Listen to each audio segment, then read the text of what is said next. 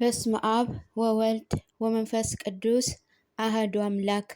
የመጽሐፍ ቅዱስ ንባብ ኦሪት ዘፍጥረት ምዕራፍ 33 ያዕቆብ ኤሳውን እንዳገኘው።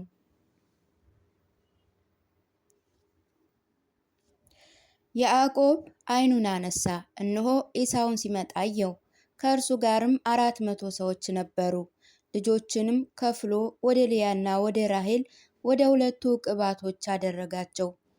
ዕቅባቶቹን ልጆቻቸው በፊት አድርገው ልያና ልጆቻቸውን በኋላ፣ ራሔልና ዮሴፍንም ከኋላ በኋላ አደረገ። እርሱም በፊታቸው አለፈ።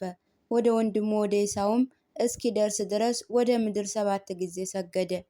ኤሳውም ሊገናኘው ሮጠ፣ አንገቱንም አቅፎ ሳመው። ሁለቱም በአንድነት አለቀሱ። ኤሳውም ዓይኑን አነሳና ሴቶችን ልጆችና አየ፣ እንዲህ አለ፣ እነዚህ ምኖች ናቸው? እርሱም እግዚአብሔር ለእኔ ለአገልጋይህ የሰጠኝ ልጆቼ ናቸው አለው።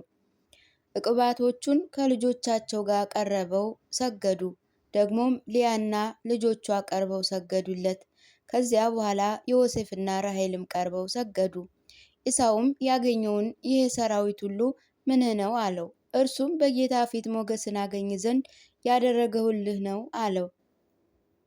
ኤሳውም ለእኔ ብዙ አለኝ፣ ወንድሜ ሆይ የአንተን ለአንተ ይሁን አለ።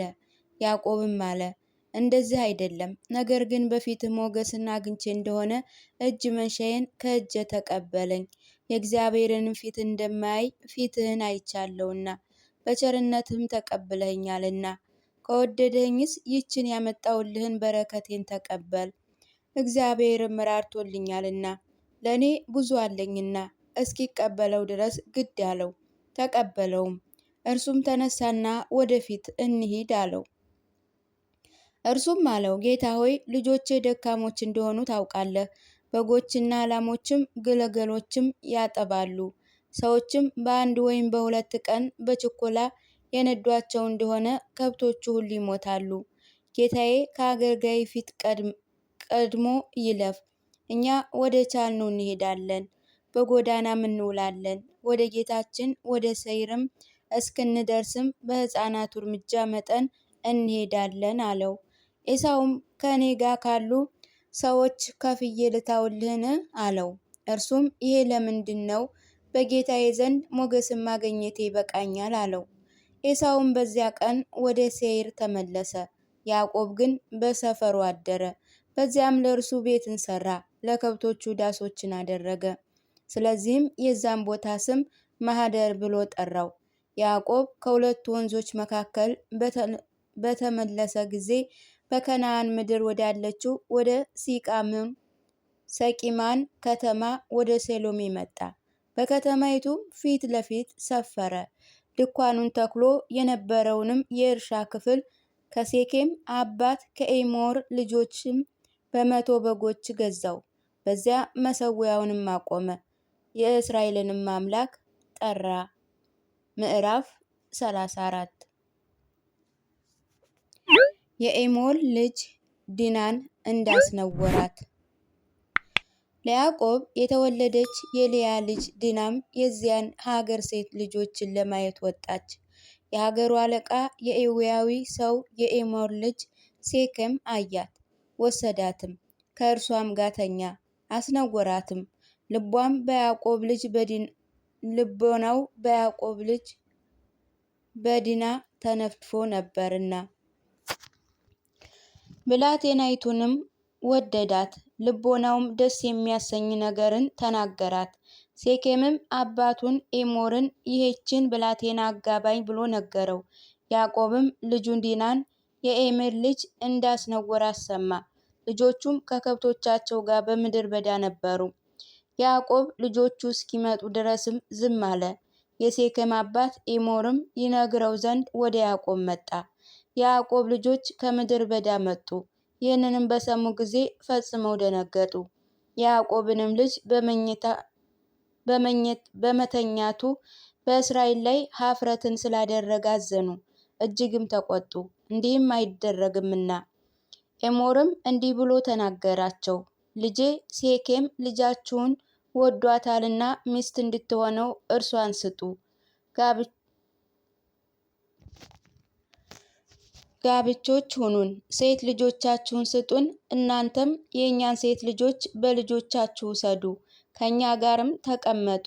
ምድራችንም በፊታችሁ ሰፊ ናት፣ ኑሩባት፣ ንገዱባት፣ ግዟትም። ሴኬምም አባቱንና ወንድሞቿን እንዲህ አለ፣ በፊታችሁ ሞገስን ባገኝ የምትሉኝን ሁሉ እሰጣለሁ። ብዙ ማጫም አመጣለሁ፣ አምጣ በሉኝ፣ በምትጠይቁኝም መጠን እሰጣለሁ። ይችን ብላቴና ግን ሚስት ትሆነኝ ዘንድ ስጡኝ። የያዕቆብም ልጆች ለሴኬምና ለአባቱ ለኤሞር በተንኮል መለሱ፣ እህታቸውን ዲናን አስነውሯታልና። የዲና ወንድሞች ስምዖንና ሌዊ እንዲህ አሏቸው፣ እህታችንን ላልተገረዘ ሰው ለመስጠት ይህንን ነገር እናደርግ ዘንድ አይቻለንም። ይሄ ነውር ይሆንብናል። እናንተም እንደኛ ወንድሞቻችሁን ሁሉ ብትገርዙ በዚህ ብቻም እንመስላችኋለን፣ ከእናንተ ጋርም እንኖራለን፣ ሴት ልጆቻችሁንም እንሰጣችኋለን፣ የእናንተንም ሴት ልጆች ለሚስት እንወስዳለን፣ አንድ ሕዝብም ሁነን ከእናንተ ጋር እንኖራለን። ትገረዙ ዘንድ የእኛን ባትሰሙ ግን ልጃችንን ይዘን እንሄዳለን አሏቸው። ነገራቸውንም ኤሞርንና የኤሞር ልጅ ሴኬምን ደስ አሰኛቸው። ብላቴናውም ይህንን ነገር ያደርግ ዘንድ አልዘገየም፣ የያዕቆብን ልጅ ወዷልና፣ እርሱም ከአባቱ ቤት ስብዕ ሁሉ የከበረ ነበር። ኤሞርና ልጁ ሴኬምም ሄዱና ወደ ከተማቸው በር ደረሱ። ለከተማቸውም ሰዎች ሁሉ እንዲህ ብለው ነገሩ፣ እነዚህ ሰዎች በእኛ ዘንድ የሰላም ሰዎች ናቸው። በምድራችን ይቀመጡ ይነግዱባትም። እነሆ ምድሪቱ ሰፊ ናት። ሴት ልጆቻቸውን ለሚስትነት እንውሰድ፣ ለእነርሱም ሴት ልጆቻችንን እንስጥ። እነርሱ እንደኛ የሆኑ ዘንድ በዚህ ብቻ እንመስላቸው፣ አንድ ወገንም እንሆን። እነርሱ እንደሚገረዙ ወንዶችንን ሁሉ እንገርዛለን። መንጋቸውም የጋማ ከብታቸውም ገንዘባቸው ሁሉ ለእኛ አይደሉምና። ነገር ግን በዚህ ብቻ ከመሰልናቸው ከእኛ ጋር ይቀመጣሉ። በከተማይቱ በር የሚገኝ ሁሉ ኤሞርንና ልጁ ሴኬምን እሺ አሉ። ወንዶች ሁሉ የሰውነታቸውን ሸለፈት ተገረዙ። የዲና ወንድሞች በቀል። እንዲህ ሆነ፣ በሦስተኛ ቀን እጅግ ቆስለው ሳሉ ሁለቱ የያዕቆብ ልጆች የዲና ወንድሞችም ስምዖንና ሌዊ እየራሳቸው ሰይፋቸውን ይዘው ተደፋፍረው ወደ ከተማ ገቡ። ወንዱን ሁሉ ገደሉ፣